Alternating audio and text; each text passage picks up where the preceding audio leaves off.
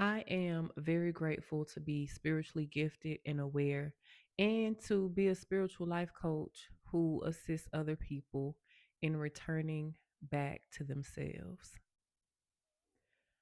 I can say this today, but it didn't always feel and look so beautiful because for a long time I thought I was crazy.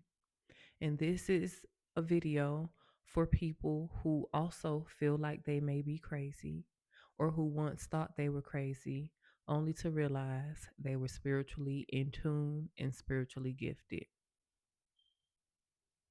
When I was a kid, I was always the weird one in the family.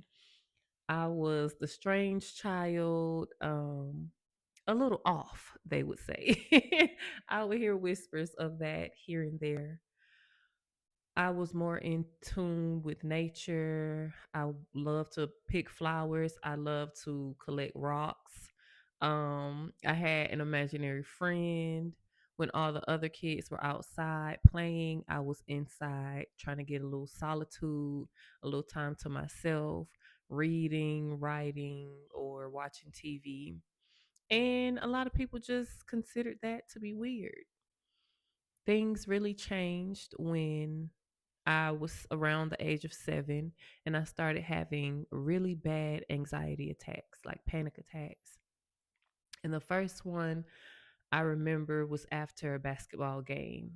We won, and I don't know where the anxiety came from or what even triggered it, but that is when I had my first anxiety attack. I remember. I played for the Ben Hill Tigers. Whoop whoop. Um but that was one of many. That was the first of a lot of anxiety attacks, and it will always happen in large crowds. Now I realize that that was me being a super empath, picking up on other people's feelings, emotions, and carrying them as my own, and not knowing how to clear that energy out.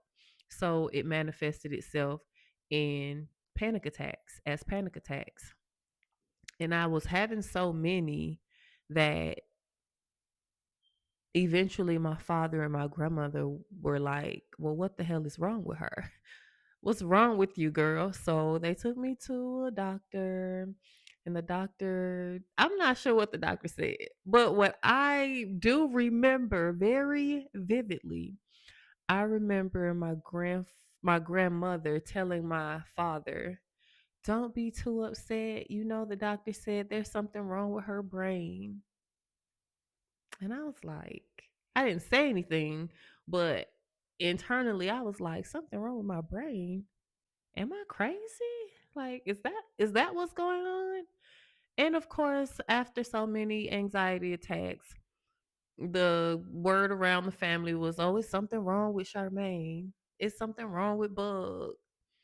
So that was the first time that was implanted within me. And that's the first time that I started to believe that I was actually crazy.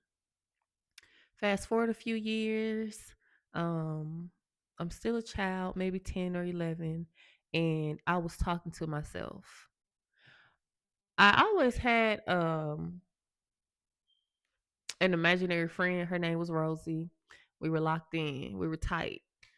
But I was talking to myself, not to Rosie, to I don't know who I felt like I was talking to, but I always used to have this conversation.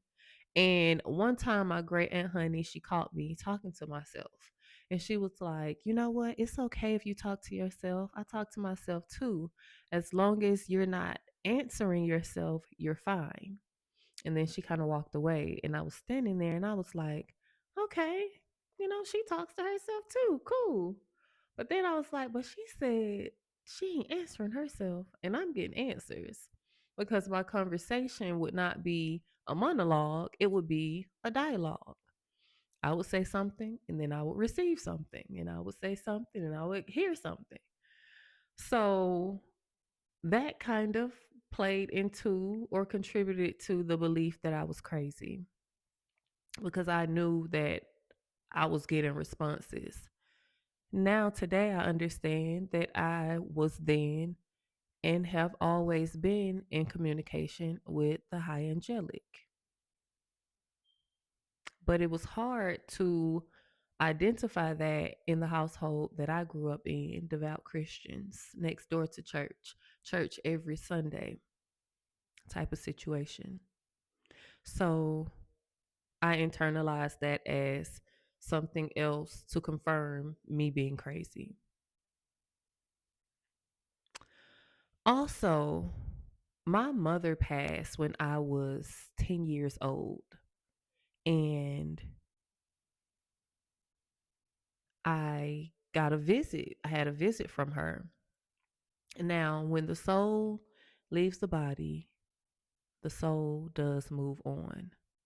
But there is a window period to where that soul can make itself known to those who it was close to, only for the purposes of assisting that person with moving forward and not being stuck because of the transition. So, when I was around 10, I did have a vision of my mother, and it felt so vivid and so realistic. And I don't know if I was scared, I don't know if I was excited, I don't remember the emotion that I felt, but I did share it with my father and my grandmother. And within maybe the next week or two, I was scheduled to talk to a psychiatrist because now she hearing stuff, y'all. And the psychiatrist, I'm sure she meant well, but after every appointment, I was prescribed a new medication. I was on another pill until I really had turned into a shell of myself. Before, I enjoyed, being in the house on the sofa, writing or reading or watching TV away from the other kids, but I didn't have a desire to even do those things. I literally just laid on the sofa all day and all night and all night and all day. And eventually I stopped seeing that psychiatrist. It wasn't until recently, this year, that I found out from my older sister, that the reason I stopped seeing that psychiatrist was because my grandfather demanded that they take me off of all of those medications because I was no longer the little girl that he knew. And I am very grateful for that because I wasn't crazy. I know what I saw, I know what I was hearing. I was not crazy. I also had fed into the belief that I was crazy because I was a very sad child. I experienced a lot in my childhood, a lot of traumatic things in my childhood, and I did struggle with depression. I struggled with depression and not wanting to live, but this was more so, well, yeah, it started there and then it kind of got worse over the years. Um, but yeah, I was so depressed that I did not want to live, so I did attempt to take my life several times. Several times. And when you do that, people think you're crazy. There was actually no empathy or sympathy shown. There was just jokes. Of course, when those incidents transpired, I spent a few days in a psych ward. And that solidified to me that, maybe I am crazy. If I'm in here and this is where they put crazy people, I must be one of the people. And then when I would get out, there would be no empathy or sympathy. It would be more of a shameful thing. Guess what this crazy girl tried to do? My favorite one was being called Peter Pan. She wanted to hang herself. She was just swinging from a rope like Peter Pan. So I must have been crazy, right? Um,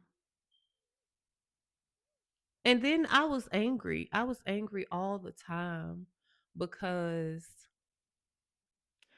I really felt completely out of control of my life. This is into adulthood. I felt like I just had to roll with the punches of whatever life handed to me. That is before I realized that I was the creator of my own reality and that I was attracting certain situations and circumstances and people because that is what I was a vibrational match to. And that I created different examples and different opportunities for crazy to come out of me. Like I would feed into it. Um, oh, they think I'm crazy. I'm gonna show them crazy. And then I would do some outrageous act that I didn't even consciously remember because once I would calm down and come back to myself, people would say, "Oh, you know, you did this. I can't believe you said that. I can't believe you did this." And I'm like, "Me? I did that? I said that? I cut up a car? I threw a brick through a window? Me?" I believed I crazy. So that is the reality that I was creating for myself until I realized that I am actually creating my reality and I learned how to create with intention. So now I take the gifts that I do have and I use them to assist other people. I use them to navigate my journey of life with more ease and more direction and more hope and more love. So if you are the misunderstood person, if you have a belief that you are crazy when you truly are misunderstood, when you truly are gifted, let this bring you some peace of mind that you are not now, nor have you ever been crazy. People may think I'm crazy today because I will go and hug a tree. People may think I'm crazy today because I believe that I create my own reality. But what I have learned over these years is that that's a personal problem for them. And their opinion of me does not have to be my truth. I don't have to feed into it. I don't have to buy into it. I don't have to believe it. And I don't have to create it. And neither do you. If you are interested in being supported while you navigate your journey, I'm always a resource. I look forward to working with you. And remember, it is always your right and your responsibility to create a life that you love, deserve, and desire.